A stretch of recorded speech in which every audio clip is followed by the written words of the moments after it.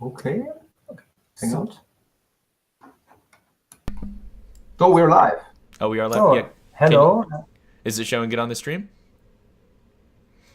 Yeah. Yes, we're live. So, Okay. hello and welcome to everyone to this very first live AMA done by Unibright. Today with Stefan, our CTO, me, I'm Marten, the CEO, and Nicholas, also known as DataDash AMAs, to come. We will do this monthly, and we are very excited to start with this today, elaborate on these, talk about exchanges and the tokens. And afterwards, of course, we'll handle the questions that come in via the YouTube chat. And we encourage you to put in some questions that lay heavy on your mind. Just throw them on us. Say normal Unibright week. Yeah, so perhaps to get you a little bit closer to what we are actually doing all the time and how our daily life looks like after the ICO was closed.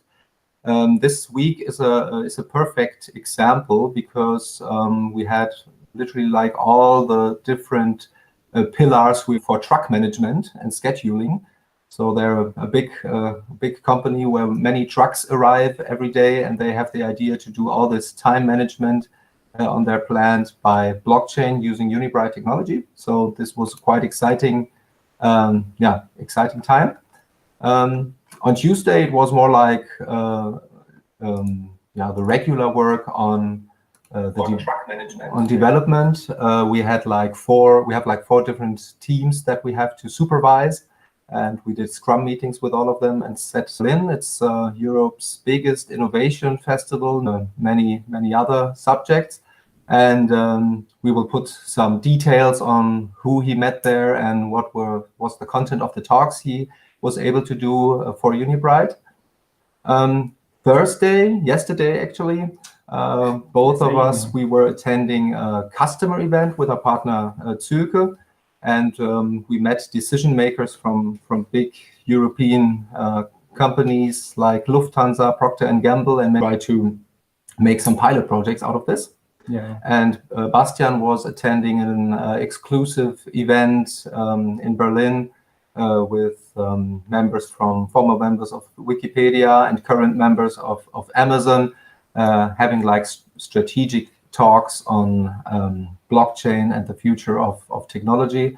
And also we use these kind of networking to place Unibright as often as we can. Yeah, I think one thing I'd like to add is from the event yesterday, what we could feel really strongly was that companies are start to thinking about how they can make use of blockchain technology. I think half a year ago, they weren't quite sure about what to do with it. And this time they really came over with ideas like, oh, I'm from the energy sector, I'd like to do this and this, and how can we get our, I don't know, ERP system connected? How can we set up such a blockchain, or what can we do with a private blockchain? It was really like talking about proof of concepts and projects. And this was really great for us, talking about all these ideas, what could be done and how our product could be used in it. So a lot of valuable contacts we will work on in the next weeks.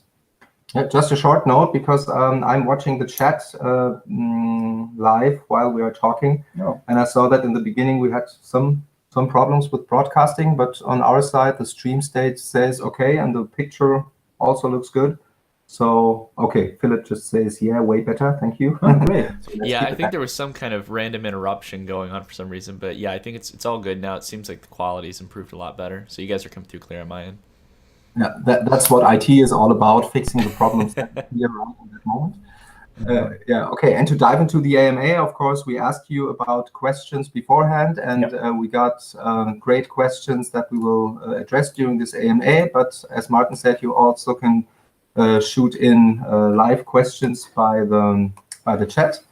And the first thing, Matthäus wrote us an email, and he wanted to ask about the legal situation here in Germany, not only towards exchange listings, but also towards the general state of law. And I think we want to use this opportunity to give you a better insight on what we are allowed to do and what we are currently doing.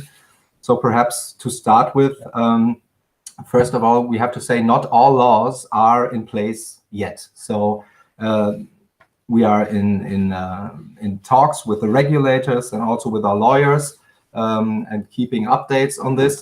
And we follow the ongoing process of regulation and build our token model upon that already during the ICO.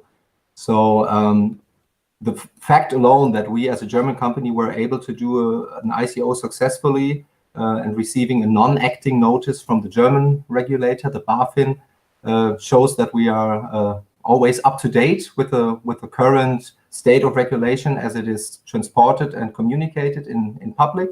But it's not that you have this one law that you could take, read through, and then exactly know what you are allowed to do.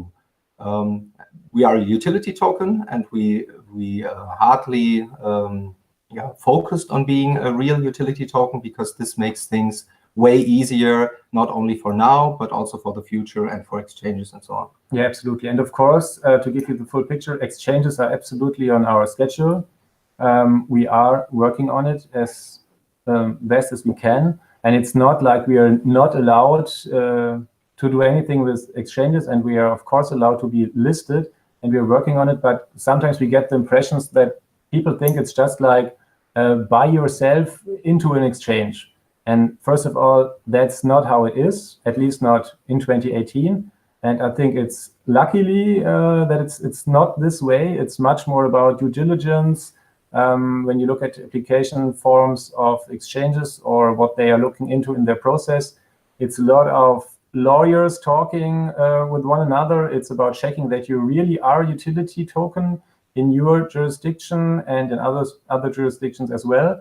There's a lot of legal things that have to be cleared up, and you see a lot of exchanges even removing securities that are listed on their exchange and going for the utility.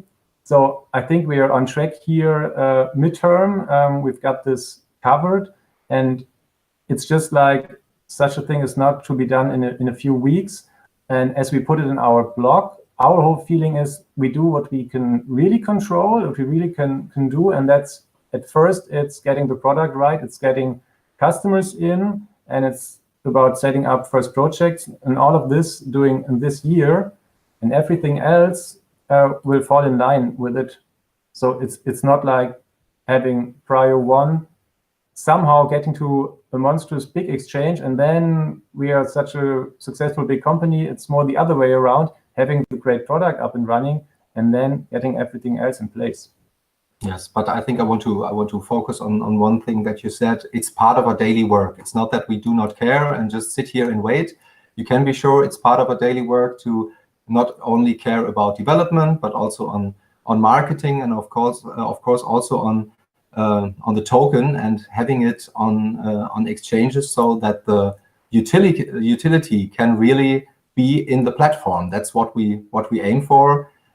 That companies are able to get their tokens to bring them into the platform. And our long goal, of course, is to have all utilities in the platform at one day, because this would mean that all of the token holders who got this voucher before were able to sell them to companies who want to use a great product. If we all together manage to get at that point, then it's a success. So be sure that all the exchange subjects are part of our daily work. And just a little note, it's also that the exchanges themselves have progress on towards how they see which token should be listed, and focusing on utilities. Yes, perhaps Nicholas can say something about that as well. Mm-hmm. So it's a progress, and we try to keep up to be as on top of the progress as possible. Yeah, definitely. No, Stefan's right on that, as well as I like a point that Marten made earlier in regards to the fact that exchanges, it's not as simple as going out of your way, because as an advisor for the company, I help with a few of the other advisors to really try to reach out and fill in that gap and try to communicate with exchanges. So we're in talks with a lot of different exchanges at the moment. I can't list any names, but the whole thing is that it's not so much this world where you can just toss a ton of Bitcoin at exchanges. And even if they still have that, it's to levels where it's not even beneficial for the token holders. So in that sense, we want to make sure that we keep reserves like that for Unibright for actual development of the platform. But we are in communication with several other exchanges, some very small ones, some very large ones. I have some decent connections where I'm talking to them right now. I'm obviously pitching the project to them, showing the details. The biggest benefit that we have so far, though, and this is something that's really key to point out, is what Stefan and Marten were talking about, which is we're dealing with utility token with Unibright. And exchanges right now are obviously concerned about the thing that they all care about, which is trading revenues. They want to have, if they want to bring something onto the exchange, it's trading revenues. But the second concern that's growing even more is the utility versus security question. And this is becoming a very large issue because a lot of people don't understand that SEC law is pretty much international. So not only is there obviously laws that we have to be concerned about in Germany, but exchanges like Binance or all these huge other exchanges, they need to keep the concerns of listing security tokens and utility tokens. It's all relatively international in that sense. The SEC has a very wide reach in regards to it. So in a sense, countries take that by law when it comes to finance in a lot of ways. So like they stated, guys, we're working very hard in exchanges. I know myself, including a few other advisors on the team, have been actively reaching out. We're providing materials, but exchanges are very, very kind of, I guess I would say they're kind of in the twilight zone in a sense. You never really know why they pick your token, and sometimes they'll reject you and then you can apply again a month later and it works. So it's just a very, very mysterious world. But again, we're trying our best. We have a great framework for it on a fundamental sense. We have hopefully a lot of great announcements coming up soon that'll bring traction, which will encourage them to be excited about it, as well as understanding that on the fundamental side, we have a utility function. So I think we're very confident in that, and we'll have some announcements. And of course, when anything comes up, we'll be sure to let you guys know right away. It just takes time to make sure we can make confirmed announcements on anything. Yes. And one thing I would like to add, as we're in Germany and part of Europe, that the complete exchange listing structure in Europe, in the European Union, is just building up. So there might be big changes when also exchanges have some kind of competition between each other, and it's not based on so much on the Asian standpoint, so to say. And also for that, it's good to be prepared when you have acted conformed to the existing law while doing your ICO and creating a utility token. Then of course you have way better chances to get to utility token exchanges, and especially for those just building up in the EU. It's also a good argument how we have set up this whole project. Yeah, absolutely. That's my feeling too. It's just about the timing. Time is on our side here, and with having utility token and a real utility that can be used, we are one of the few projects that is so that far. And so sooner or later, this kind of, Nicholas put it, we are quite confident, but most probably we'll need some time here, but it will work out. There's a great question just coming in from Philip, who asks if we regret to have your main office in Germany because here are so many regulations. No, not at all, because of course there are projects around that do it a little bit more in the Wild West style, just doing what possible to raise as much money as possible, although they perhaps don't need it, get on exchanges no matter what promises they make concerning their token. I think right now it might be a little disadvantage over those projects that are louder than we are, but we will address this marketing thing later. But in the mid and long term, it's totally fine to be in Germany for a business-related project. As I said yesterday, we were near Frankfurt for this customer event, and we're just 1 hour away from Lufthansa. We are 1 hour away from SAP. We are in a great market here near Frankfurt, and also have team members in Berlin. So we are in the center of Europe and the center of Germany. And I think telling from the quality that we want to provide, this is a good argument. And of course, right now, work is a little bit harder because we have to keep up with the regulatories just as they are. But this all will be positive for Unibright in the future. Yeah, I guess so too.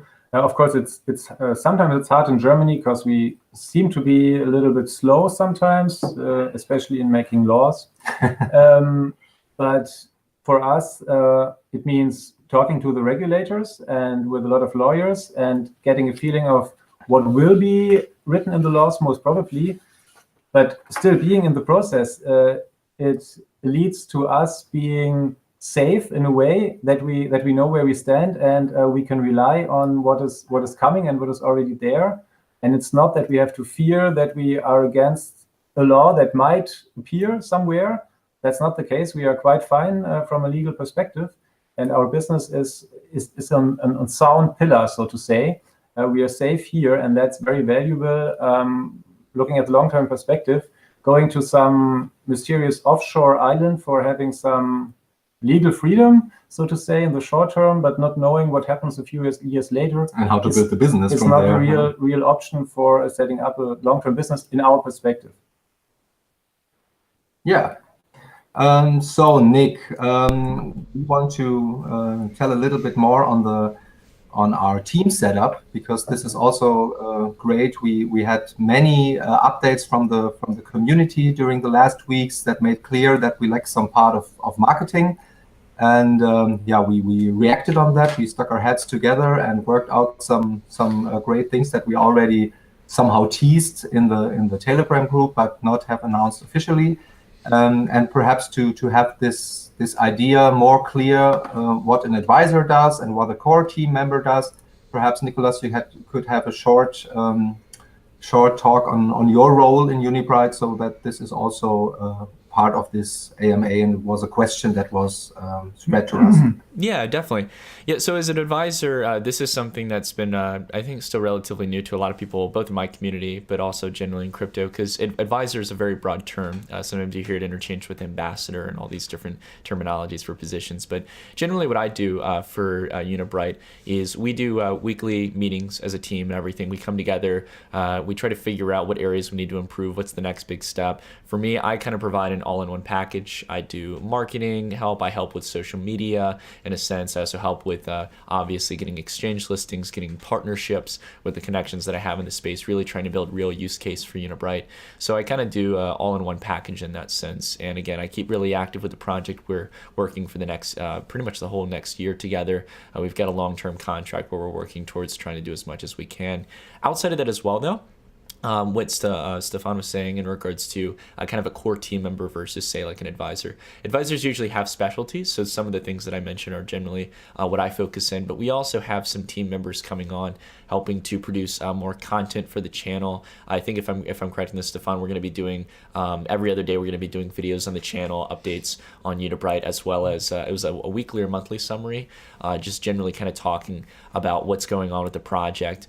But yeah, we want to keep you guys in the loop. We want to make sure that we provide as much info as possible, get the word out for Unibright. When we get announcements ready, we'll have them ready for you in the next video.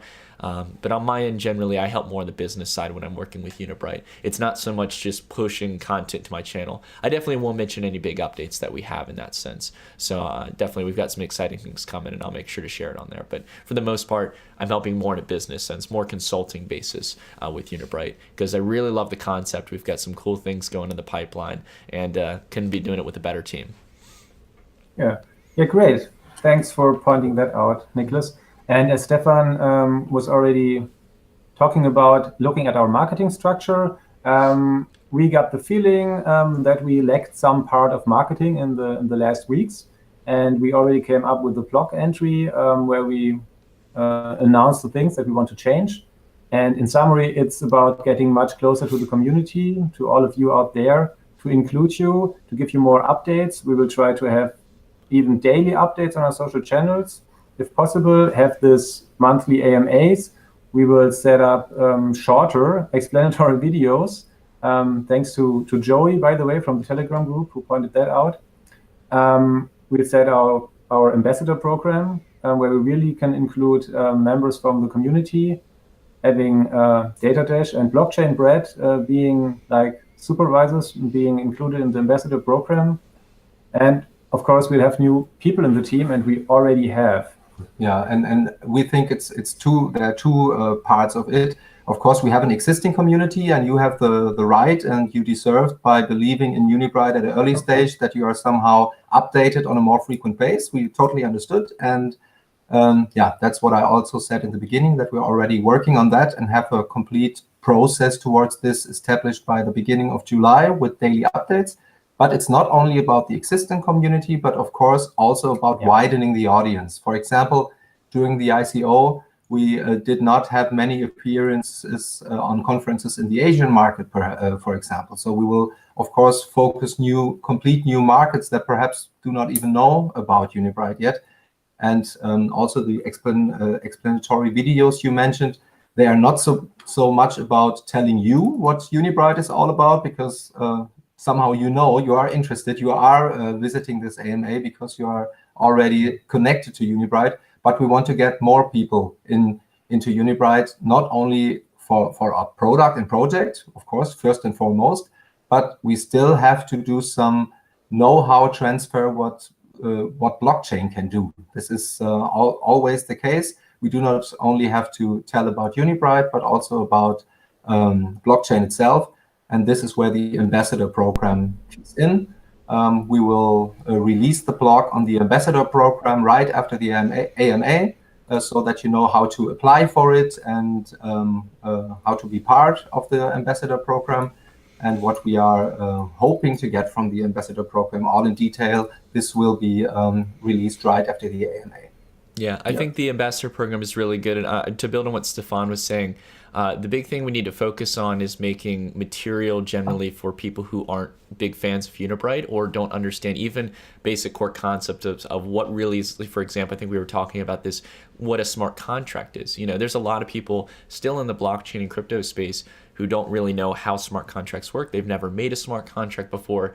And that's what we're trying to do. I know we have our event in Vilnius in Lithuania that I'm going to be attending, and we're actually going to be doing potentially a hackathon there. And at those kind of events, we show people real time what it's like to actually execute smart contracts and to understand the kind of power that's behind it, but at the same time, the problems that Unibright's fixing. So if we can work towards material over the next few weeks where we can not only simplify base concepts like smart contracts, but also explaining how Unibright actually makes them valuable, then that's really where we're going to come in. And I think that's how you can really connect people, get our community growing over time. So yeah, if you guys feel you can add, definitely join into the ambassador program. We're trying to get those stages formulated for that, but we could use all the help we can get. Exactly. And this is also a perfect example. As you mentioned, a hackathon, an upcoming one. We also had the one we did with Microsoft, and we thought it was a great thing, and it was also a great success for us. But of course, it is somehow disconnected to the crypto world. If you have only so to say, a hackathon focusing on the technology, then we also understand that the mood, perhaps in the Telegram group, somehow is distracted when you only talk about technology things. And then on the other hand, you have questions towards the token or the token price or the token model or exchanges. But for us, it's very, very important to explain the connection here once again. We are a utility token that in the end, enterprises have to have, because otherwise they cannot use our product. This is our promise to all the token holders, that we won't enable any customer to use our framework without having Unibright tokens. So, so for the ones that hold the tokens now, they are somehow early adopters. They know that there's blockchain. They know that there's cryptocurrencies. But the enterprises not all know. So your importance and also your advantage is to have these vouchers to use our platform now, and you can sell them to the enterprises as soon as they really feel the pain and the need that they need a framework like Unibright. So if we somehow post some perhaps boring news about technology or smart contract hackathons or Microsoft, this is not because we do not care about the token. It's just the opposite is the case. We care about the token, but to have enterprises incentivized that they want to have this so they can use our framework, this is something we can actively work on. And that's also what this ambassador idea is about, spreading the word about blockchain itself. Yeah, to build up. Oh, sorry, you can go, Martin. Yeah. No, sorry. I just wanted to add, to be completely fair, of course, Stefan and me are still techies, and when we start talking, often it happens that we get into some technical details, and that's one of the main reasons why we got new people in the team too. For example, Ruud will join our team, or already has joined our team. He will support Bastian in the marketing team, and he will, for example, work on setting up very short explanatory videos, so that really some other person, it's not Stefan and me, will be not involved in this kind of videos, so that we really get a new kind of language to use, a new kind of, let's say, story to tell, so we can get to a new audience and to have material out for you, all the people joining the ambassador program, that we can somehow face people that don't get technical messages so well. Yeah, and that's important, because Root just comes out of the community. It was him approaching us by private messages. Hey, listen, I'm in crypto for more than 1.5 years now, but I still don't get what you are actually doing. So it's good for us that also people from the community who are not techies try to work on how to explain what we are doing, just to widen the audience. This is a perfect time where we can answer on a question from, I don't know how to pronounce it, Shom? S-H-O-M, Show. Yeah, it's the same question. He had a great proposal. What about a community-wide contest where members of the community could provide new marketing materials, so to say? So perhaps a one-pager or a graphic, or a video, so that they explain how they see Unibright, and we could have some kind of a competition. And the best ones could be and will be included in our official marketing. And this is exactly what we are looking for. Not to diving into the same trap over and over again and diving into technical details, but having your input as well from the community, how to spread the word about Unibright. Yeah, it's like one part of the ambassador program is like setting up local meetups in some countries, in some places, where the ambassador or someone from the community is located and has some nice connections, so he can set up a meetup, and most probably we can meet together, someone from the team, and spread the word about Unibright. The whole idea is to get us all connected to be a much bigger team on spreading the word. Yeah, and to have some details on how we are doing it. It's not only spreading the word about the community, but also about potential partnerships, of course. We have a great partnership in line or already set up with a technical provider like Microsoft, and when it comes to consulting with Züge, and we are very happy with that, and it works quite well. But we will need to work on blockchain partnerships as well. For example, yesterday, Bastian was also getting in talks again with the NEM team. We have contacts to EOS, and we'll work on that. We already had a great meeting with Oracle last week, an e-meeting. So how to empower the whole Hyperledger thing more, just like we had with IBM Germany. So we noticed that we are really we're getting to the top when it comes to potential partners, and also big partners that want to somehow get their clients more into blockchain, and Unibright is just a perfect case for them. So we're working on these kind of partnerships, and also having them by public press releases that we all could use. This is something we also work on. Yeah, and to give you some insights on this, it's really great time, because we are so early in blockchain technology that it's possible for us to really talk to Oracle, to Microsoft, or to IBM, because all these big companies, they are still looking for the killer application, so to say, of blockchain. They are looking on use cases and what to do with it, and how to position themselves, and what to sell to their customers. And that's why they always like our approach, because we come up with these use cases, with these templates, and what you can really do with blockchain. And then they can see the picture, and they get a clear idea on what they can offer their customers. So that's our advantage here, where we get in touch with all of these big companies, and we'll do our best to set up some real partnerships on this for go-to-market strategies, to finding new customers with them together, because most of them really know all the big companies here and all over the world. So it's great for setting up pilot projects, and on a technical basis, it's great too, because like with Oracle, they are in Hyperledger. They have this idea of having some layer above Hyperledger that makes it much easier to use it. But this layer can be perfectly connected to our system. That's something that is really fantastic to us, that we can work with them as real partners. Yeah, to build on something that both Stefan and Marten had said. Oh, sorry, I think I'm coming through on you. Yep. Oh, sorry. Yeah, just to build on what both of you all were saying in regards to Stefan was talking about getting in early. Stefan was referring to token metrics, but Marten was talking about generally how we have a lot of these companies that are still exploring blockchain. A big misconception that I've found that a lot of people still have about the blockchain and crypto space is that companies are speculative about testing with blockchains and using smart contracts. The fact of the matter is, and why I was so excited about Unibright when I first found out about the project, is that at the moment, companies are extremely excited to see how they can use blockchain on a corporate setting for a variety of different use cases, from supply chain logistics to making information immutable. There's all types of different use cases for blockchains. The problem is that with smart contracts, to actually develop them, for example, in the case of Ethereum, you need to be a Solidity developer.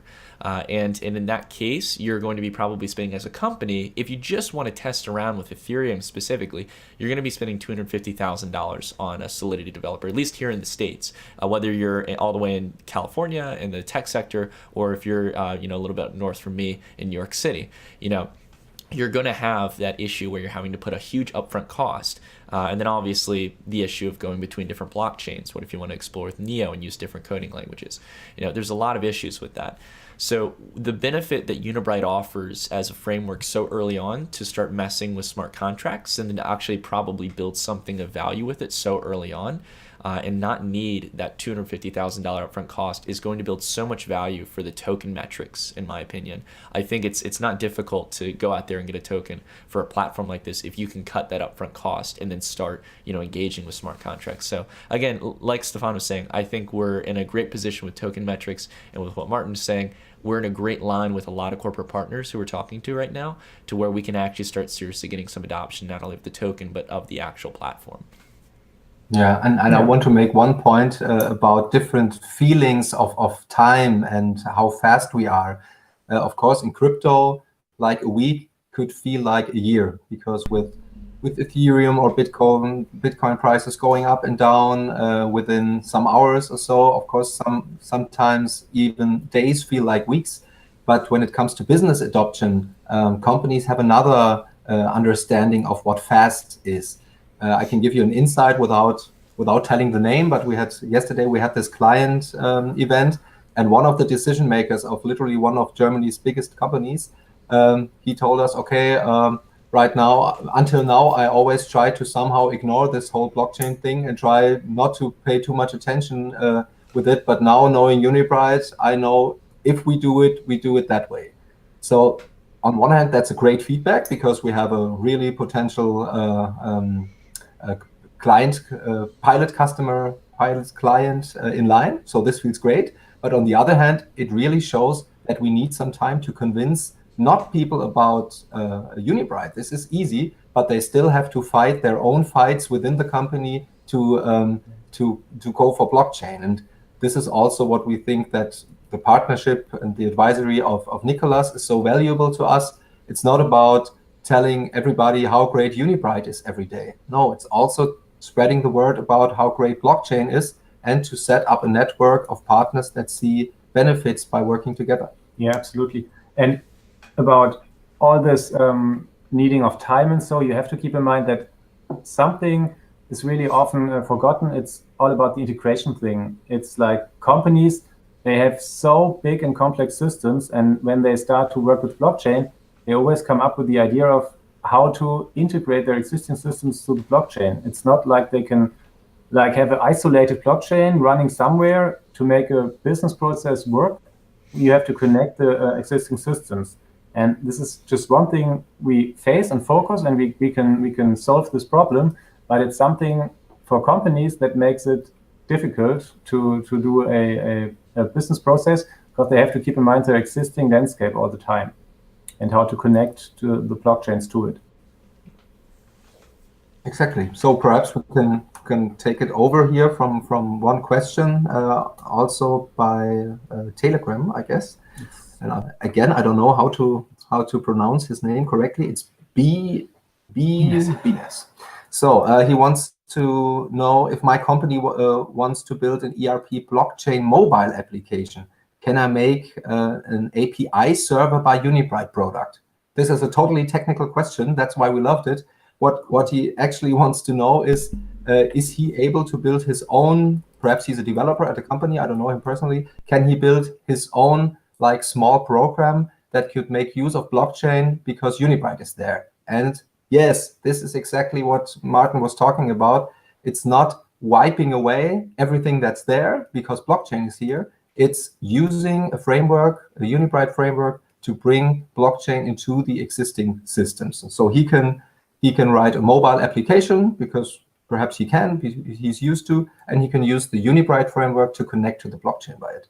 And that's just what you were talking about. It's about integration and bringing things together, systems, ideas, and of course also people within a company.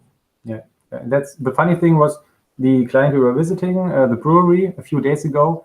They came up with a similar idea. They wanted to have an app with a smartphone because all the drivers of the lorries, they have smartphones, and they should use an app where they connect with a blockchain and then put some information into the blockchain. And they came up with the complete same question: how can we connect the app to the blockchain?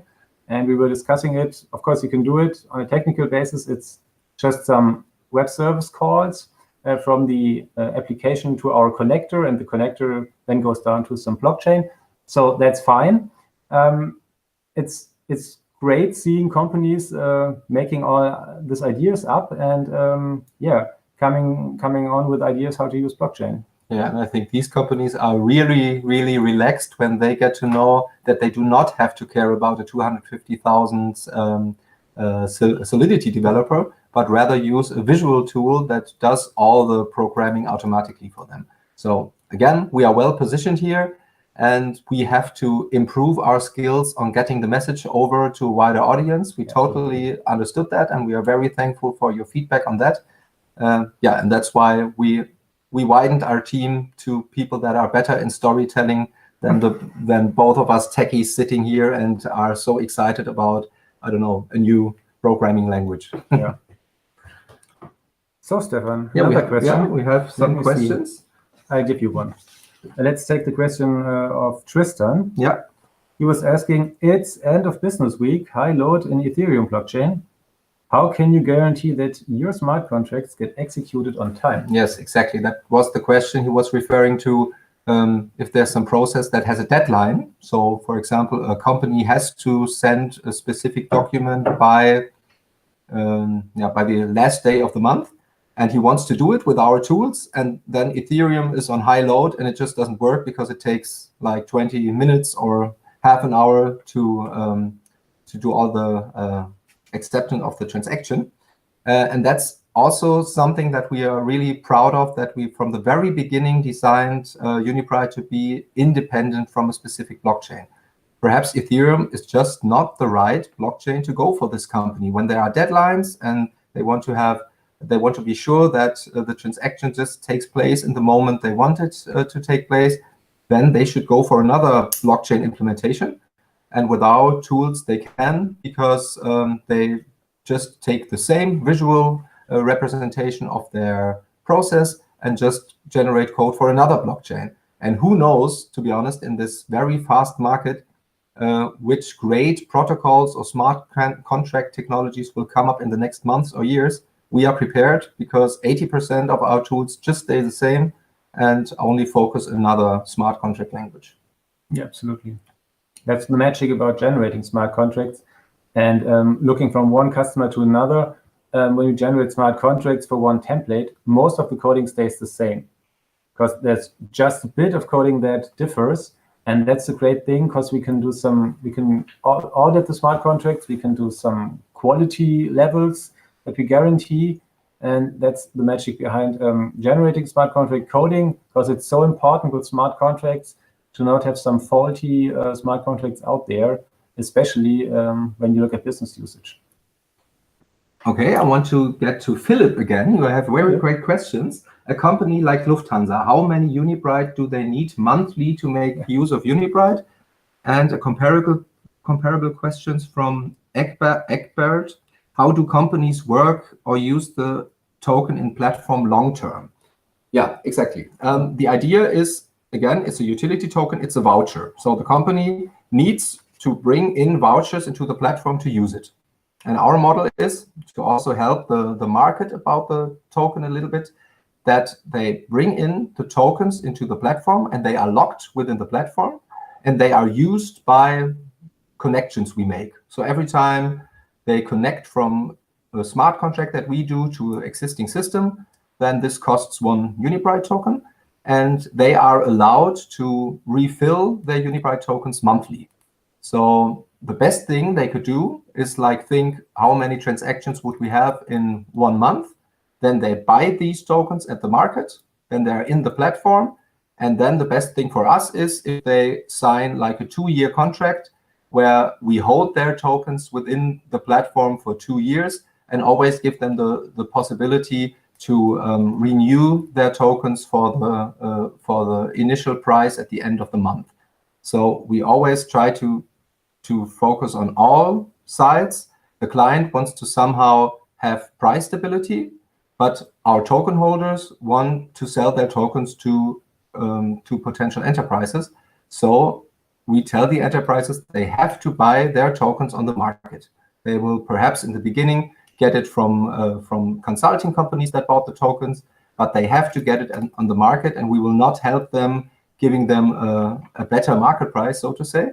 But once they're in the platform, we ensure them price stability for the duration of the contract. Kind of service agreement, or what is called, terms of use are seen as a utility. So again, I think we did good preparation here to have a legal model that holds up for months and years. Yeah, absolutely. And this would this extreme event happen, then it means that no one else could use the platform. The platform is completely locked up, and the company that bought the tokens the last probably had to pay a high price for it. So perhaps to put it in other words, it's companies wanting to use the platform for having connected their systems to blockchains or have smart contracts generated. They have to pay us in Unibright tokens, and they have to initially bring in the tokens into the platform, and they are locked in the platform for the time we have our working contract, which would be 1 year, 2 years, or 5 years. And every 30 days, they can rebuy the tokens they used in the prior month, and they can buy them back. So these tokens are always away from the market. And it's this cycle we set up with every customer. And this leaves us the freedom to, for example, define the price to which we sell the token back to the company. We can define it with every customer that comes new to the platform to another price. But the initial price is built by the market and saves the token holders, because we will not go on that initial price. And of course, Lemonade asked, but how many would they need? It depends, of course. If you have a process that only does 1 connection a month, then you would need like 1 Unibright token, which doesn't make sense at all. But talking about integration is always talking about automatic processes. So with the customers we have on our existing integration platform, that's not token-based and not blockchain related, but the base or the technical base for our development, it's always the same. They start with 1 process, and perhaps we have this one example where we have like 2,000 transactions a month for 1 business case. So this would be only 2,000 Unibright tokens. But once it's up and running, it scales by the factor of 10, 100, or 1,000, because they're not only using it for 1 supplier, but for all 100 suppliers, and not only for 1 article group, but for 10 article groups, and not only in 1 country, but in the complete world. So once an integration process is up and running, perhaps with a small amount of tokens, and it really works, then the potential of scaling is really great. And we will be in the position where hundreds, thousands, and millions of Unibright tokens are in the platform just for 1 client. So also good outlook here. Yeah, and that's the whole thing about our business model. The company makes its money by selling transactions, like we do with our traditional platform. And for example, today with our platform that is up and running without the tokens, the old platform, it's about 10 euro cents per transaction. And as Stefan put in some numbers. That's the numbers we are getting today. And the whole idea is having our software and the designer and having it free to use for the companies. The use of the templates is, so to say, free. And we will make our money with the integration platform, with the connections, with the transactions that take place that have to be paid with Unibright tokens. But we see it's a little bit complicated. It's a complex model. That's because we have a utility token, which has its own value, and at the same time, it's like a token we use for a platform. And we'll have out a blog post describing this in more detail very soon. But I think it's good we started talking about this again. And also hopefully 1-minute videos that are able to wrap this up less technical. So this is also a plan for the upcoming AMAs, that not only the two founders are speaking, but of course also other team members who have a different way of transporting the message. So yeah, just keep in touch. There's one question by email that fits quite well. Semir, how do you guarantee that customers stay with you, or do customers have loyalty? This is a great question. I think first and foremost, it's by providing quality. It's the easiest way to bind a customer to you, to your company and your product. So of course, this is the first thing. But we have a great advantage here, because big companies, they act a little bit like, once a technology is up and running, they really want to stick to it. That's somehow hard right now when we want to establish blockchain as a new technology. But once they set up a process that brings them some benefit, they are most for keeping this and not getting into something new every few weeks or months. So the customer loyalty will be by the quality they provide, and of course by the fact that integration processes work for months or even years. Yeah, absolutely. It goes with the old saying, if it isn't broke, don't fix it. Yeah, absolutely. Because they have never changed a running system. I guess they have business to do. They have to do other things than think about integration processes. Systems integration just has to run, and the customer has to think about innovation and develop new products and mind their own business, and not about thinking about these tech things all the time. And that's a great thing about blockchain, because it's not only a new technology. Then we should just sold a new technology, but it really brings features that other technologies didn't have. So this argument with, if it's running, don't touch it, or never change a running system, this gets a little bit less important, this argument, when you can tell them that it really makes processes better, or at least some parts of processes, and that's what blockchain really can bring. We also got that feedback on the last conferences and on the event we had yesterday, that the benefit is clear, but how to make use of it and how to approach this is not that clear, and that's what we are for. Yes. Yesterday, I think someone compared the whole blockchain thing to the development of the internet, and there's the statistic, someone saying that it's like 1994 with the internet. That's where we are with blockchain today. Perhaps it's not 1994, but still, I guess there's some truth in it. Like, seeing we are very early, and with the internet, there wasn't the killer app to be known in 1994, but we all know what happened to the internet, how big it went. I think it's the same about blockchain.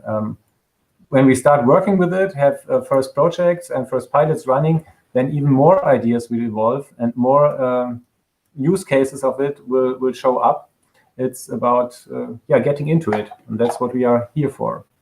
There's a question coming in for Nicholas, from Alex, who wants to know, what do you think, how long it will take for adoption of blockchain? That I think he means that really every company knows what blockchain is. What do you think? How long do we need? Where are we?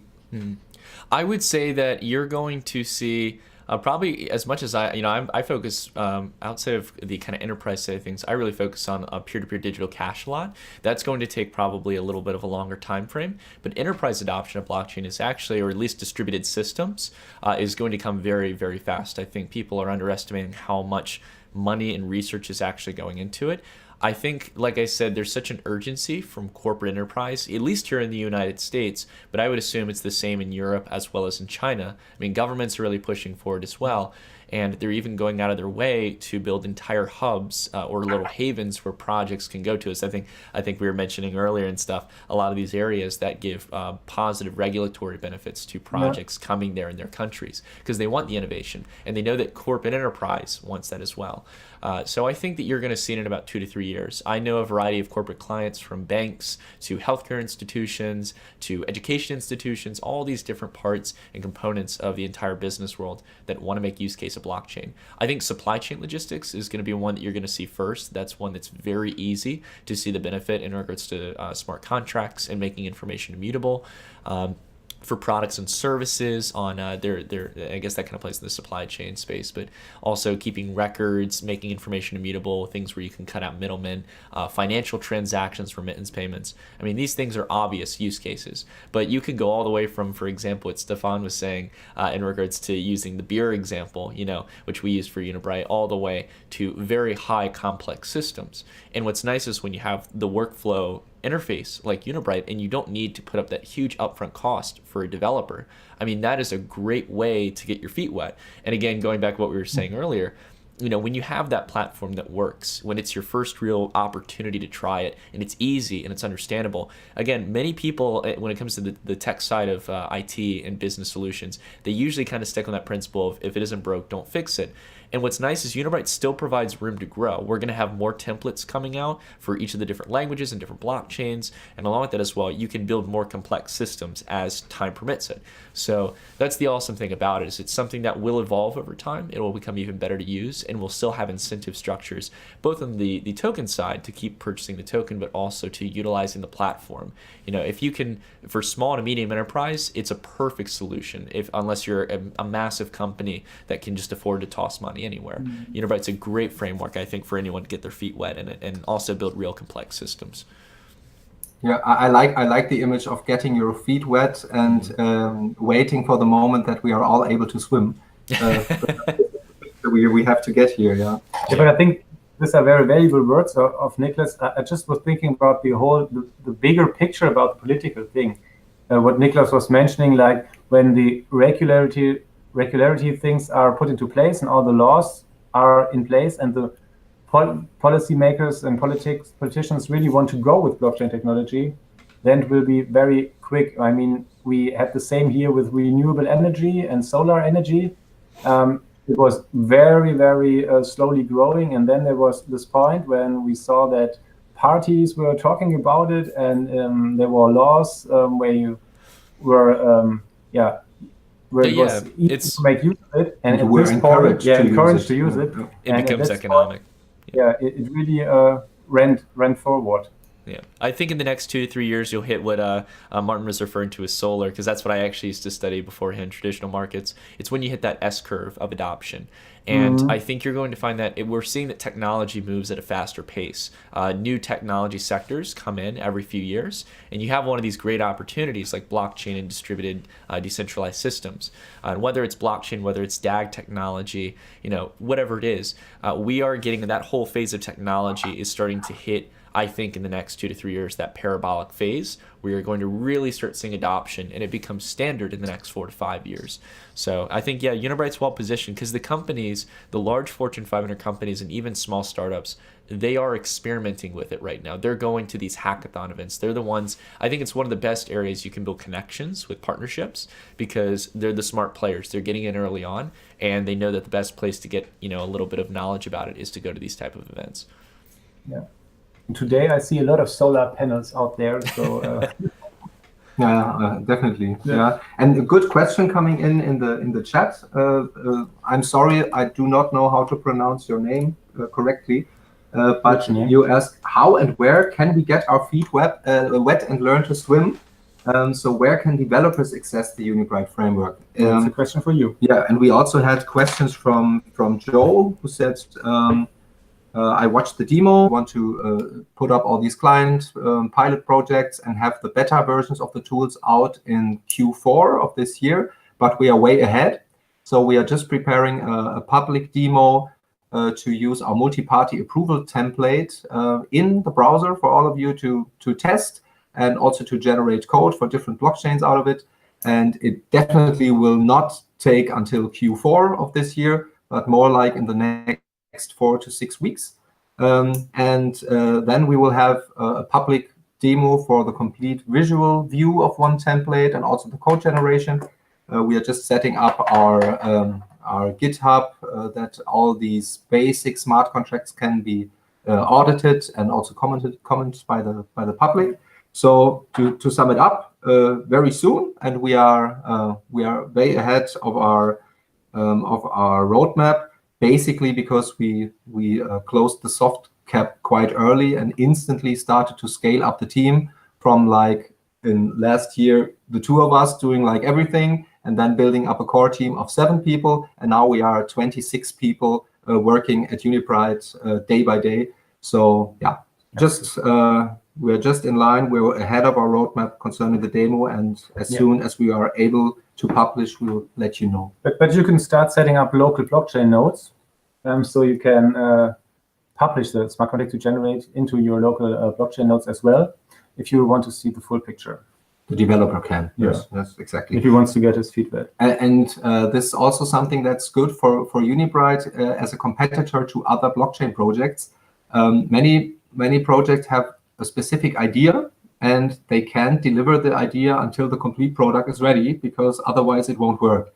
The great thing in our template concept is that if we have a new customer tomorrow saying, I like the idea, but your templates, they don't make any sense for me, I need another template, then we are very fast in just offering this very restricted template just for this use case, and we are instantly able to get a complete new industry or complete new use case within, say, 2 or 3 weeks from idea to the graphical representation and code generation.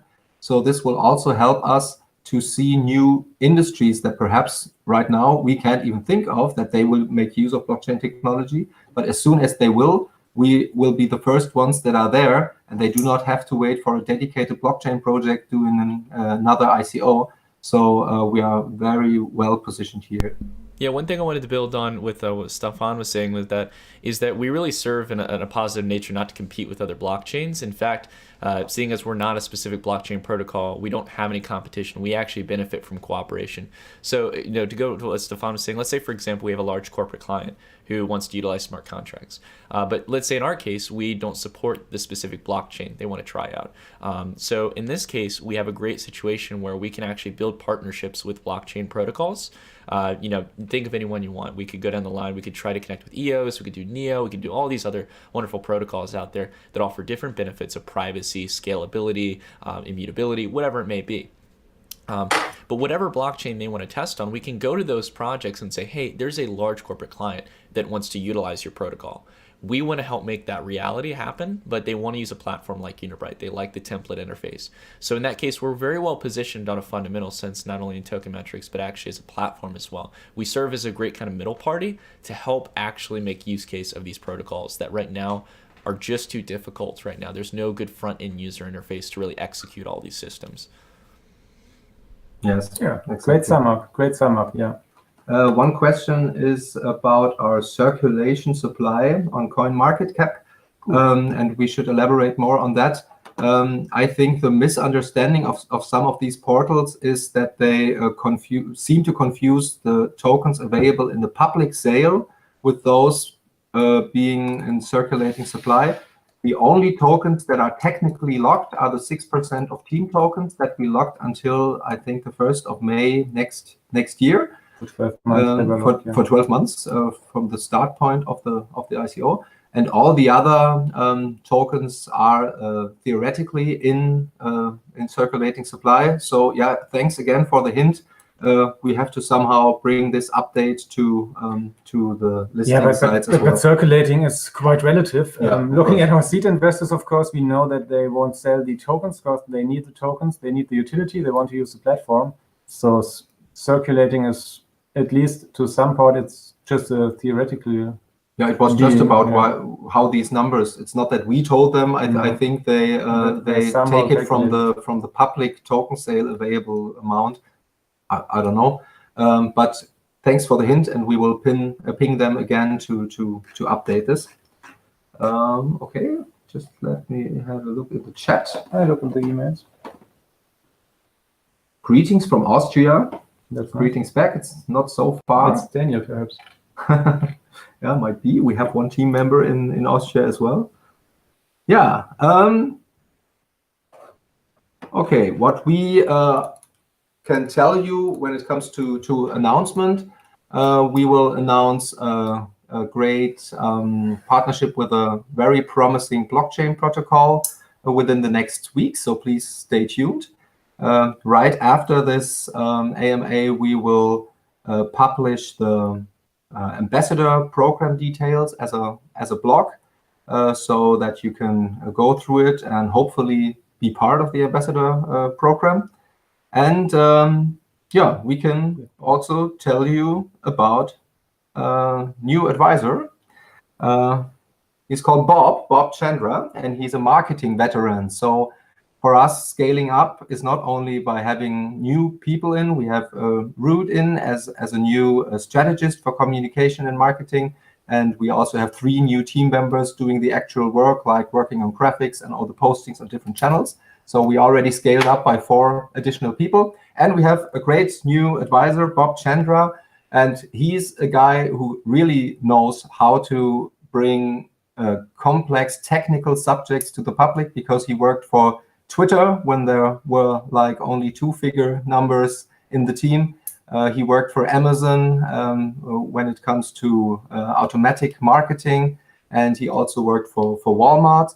And again, a perfect example for somebody approaching us because he believes in the project, he sees the potential in it, and he wants to offer his knowledge and his advice. We will send him over our marketing material for his review, and he will also be able to make great contacts, having worked for Amazon and Twitter. This will also be a great benefit for the marketing side. So be sure that we heard your message concerning marketing. We are ramping up, and we will provide better. Yeah. Okay. So right now we are still online. We announced this for starting at 2, and we're available, of course, would be available for another hour, but we don't want to spend too much time on repeating. So if we just wait for, I suppose, wait for some minutes if new questions will come up in the chat. And then if not, then we will ask you for the next AMA we will announce soon. Yeah. Currently, blockchain tech is really low efficient considering mass production. Yeah, that's true. How will you solve efficient if you have traceability, finance systems? Yeah, thanks, Rami. That's true. On the one hand, it's true, but on the other hand, we really believe in the power of the market and also the power of other brains in the ecosystem. So, for example, if you come to financial transactions, the R3 Corda protocol is a perfect example that makes sense when it comes to high throughput. When there are financial transactions, you have to have like thousands of transactions within a second or minute. I don't know. Of course, you wouldn't go for Ethereum there. So yes, you are right. We have to wait here for great protocols that make sense in certain industries or for certain use cases. And if they become some kind of an industry standard, then they will most probably also be included in the Unibright perspective. Yeah, but I think this question is great from another perspective too. It shows that blockchain technology can be used in every use case. There will always be use cases where you just will use a traditional database or some centralized system to do some use case you can put on a blockchain. And still, as Stefan pointed out, the other few would be, there are so many different blockchain protocols and they all have different features. One is faster as the other. Another one stores the big data off-chain and just hashes the fingerprints down in the blockchain. They all have different features and they all can be integrated by us and they all can be used for different use cases. So it's a mixture of all. Blockchain is not the answer to everything, it's something that makes new processes possible and can enhance existing ones, but not every process. Yeah, and I agree with both you on that. The whole thing with scalability is, as much as it's a topic to be concerned about, especially as we talk towards that 2 to 3 year time frame for mass adoption, hopefully, of blockchain for enterprise. The thing is, we have so many competing protocols that obviously Unibright wants to serve as a platform that's blockchain agnostic. So we have Solidity support right now, but at the moment, again, we're trying to partner with as many protocols that offer those different features that Ethereum might not. So I know, for example, EOS offers much more scalability. Neo offers more scalability. There's a lot of different protocols out there that let you do very similar things, but we need to make sure that we can apply it to the platform. So when people need to execute, as I think Stefan was saying earlier, when you need to get those smart contracts executed on time at a specific period, and you can't deal with high transaction, if a blockchain that you're trying to put it on can't deal with high transaction throughput, you can easily go to the next protocol. And again, you have your interface right there. You don't need to get another developer to program that smart contract. It's very flexible. So yeah, in that case, you can definitely find what protocol works for you. It's something that the market will sort out if scalability is really that necessary. If we're going to have a lot of use cases that are consistently doing tens, hundreds, or thousands of transactions on a singular protocol, these protocols are going to have to evolve, or we're going to have more competing ones. Yeah, absolutely. And that's why we are so excited about the new partnership we will announce in the next days. It's a blockchain protocol that enriches our portfolio. We can generate smart contracts for them too. And it's just another fit that can be used in different business processes for different use cases. Definitely really excited about that. It'll be a really good partnership. We have a question: when you will start to work with the first client testing your framework? As I said, we are ahead of our roadmap when it comes to public testing. And right now, our work with potential clients and pilots is more about setting up the templates themselves, because we have one client that now starts adopting the multi-party approval template. We had this call at the meeting at the beginning of the week with some kind of truck management or time scheduling template that we have tool, just as the public can. Perhaps they can test it like 2 weeks earlier. But we have 3 pilot customer candidates, so to say, that we could initially start with, and we hope from the event yesterday that there will be even bigger players coming in. And we also want to be honest with you on that.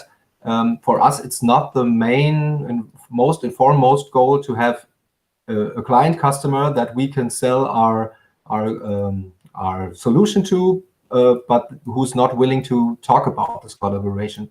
We are also looking for pilot customers that have a big marketing impact, and they want to talk about a success story they achieved for themselves by using blockchain technology. And of course, they achieved that by using the Unibright framework. So this is also deep in our thinking, that we're not only doing the traditional way, looking for clients, but having you in mind, that we somehow find clients that really want to spread the word and tell the story. Yeah, and having blockchain technology in mind, that we are in so early stage that we need these showcases to show the industry and the not so fast movers what is possible. Yeah. That's why we are heavily into having success stories written about the projects too. Exactly. You are mentioning IOTA here in the chat. Of course, also an interesting protocol, and also as they have, I think, the majority of the team in Germany, I don't know if the complete team, we are somehow already connected to them. They were not part of our smart contract generation yet, but I think we have to take it one by one, so to say. So be sure we keep it in mind. And one guy is asking, during the AMA, Nicholas mentioned an event in Lithuania. What's the name of the event, and when is that going to happen? You can look it up on our website in a few hours, I guess, but we can... perhaps we could... I could go ahead and provide some details. So if you guys want the details for it, I think Unibright shared it. I've shared it on my Twitter page. Basically, it's what's known as Unconference. It's hosted by the Pillar Project. So many of you might know about the Pillar Project. It was something that was founded. They did their ICO back in 2017, but it's a really nice project. We got to sit down with the team, and it's not so much around Pillar specifically. It's a massive open door blockchain conference where there's going to be a bunch of master classes, hackathons, speeches, courses, and it's open to the public. All you need to pay for is your flight there, and obviously if you don't live in Lithuania, your hotel where you're staying. So outside of that, though, tickets are completely free, and I really liked that. So I decided I was going to be speaking there. I'll be doing a meetup and a master class with people who want to attend that. So far, I think you guys have worked out with them as well. You guys are going to be running your hackathon there, where people can get about trying to test the Unibright technology or learn a little bit more about utilizing smart contracts in that sense. Yes, exactly. We did not announce the exact content of the hackathon because we just started to set it up right, so it brings some effort to the conference as well and to Unibright, and working on the real schedule on which day it will happen. But we will fix it within the next days and also announce this. So this would be a possibility to meet also Unibright and Nicholas. And we're very looking forward to do this. Yeah. I just found another question in the Telegram group from, let me see. Oh, is Siakster? Perhaps Siakster. What? He is asking, will contracts be on the blockchain also? Can we see how many tokens are locked in the future? I guess he's referring to the fact that customers have to bring in tokens initially into the platform and we lock them, as we explained. Yes, sure. We will make this visible to you so you can see the platform and how much tokens are locked and how strongly the platform is used at the moment. Mm-hmm. Yeah, that'd be a good indicator of showing the actual adoption if we can have somewhere to present that and show people the numbers over time, the growth of the platform. Yeah, of course, we have this dashboard for the actual user, for the enterprise user, but we will have something up and running showing this too, yeah. Let me roll through the questions. Wasim is asking, what is the criteria for qualifying a client for initial pilot project? Yeah. Exactly what I said. They have to be in a position where they want to talk about what we have done, and of course they have to be willing to be open to a new technology. So these are the main impacts. Of course, when we can select, the bigger the customer, the better for you and us. But if it's not the biggest customer, but the use case really makes sense, then I think it's also good. And comparing, this is something perhaps we have to say, comparing with the majority of other projects, we are way ahead when it comes to putting our promises into real products, because we are building upon a existing product. So of course the client doesn't have necessarily to be a global player, but if he is and is also willing to talk about that pilot project in a case study, then it would be the perfect match. So if you perhaps are chief executing officer of a big company, then just approach us now.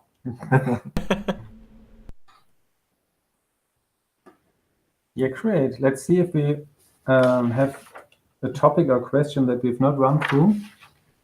There's no new question here. I check email.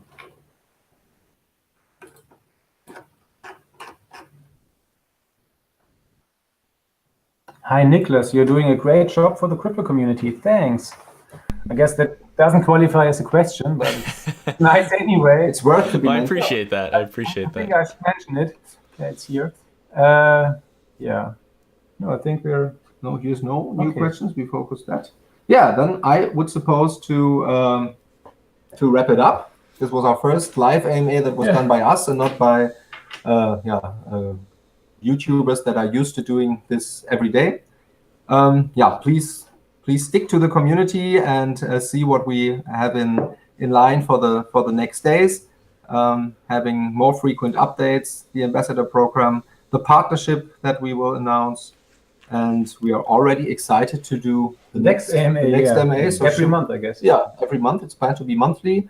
And also we plan, as we said, to have other team members being part of the AMA for next time. Perhaps we can even do a thing when we invite people from the community to take part in an AMA, like physically or at least in an, hangout or so. Yes. Yeah, physically would also be great. Yeah. So if you want to come over to one of the greatest areas in Germany when it comes to landscape, then you are invited, and perhaps we will do a real live AMA with also having interested people, or perhaps our first ambassadors. They also could join. Yeah, let's do some wine testing afterwards. Some wine testing during the AMA. okay, I think this is leading too far, but we'll spend some thoughts. And you have to come over as well, Nicolas. Definitely, yeah. So I will be actually going to Europe this July. So if whether it be at the Lithuania conference or something of the sort, hopefully maybe I can make it to Germany. That'd be awesome. But either way, whatever it is, we can make something happen. Great. Okay. Yeah, thank you very much, Nicolas, for joining this very first AMA. It felt good for us that we have the founders and a major advisor in this first AMA. I think this was a perfect fit. And we all hope to see you in real, on conferences, on hackathons, or in AMAs, and talk to you by the community. Thank you very much, guys. Thank you for having me. Appreciate it. Thanks, Nicolas. Thanks, everyone. Take care. Bye-bye. Take care, everyone. Bye.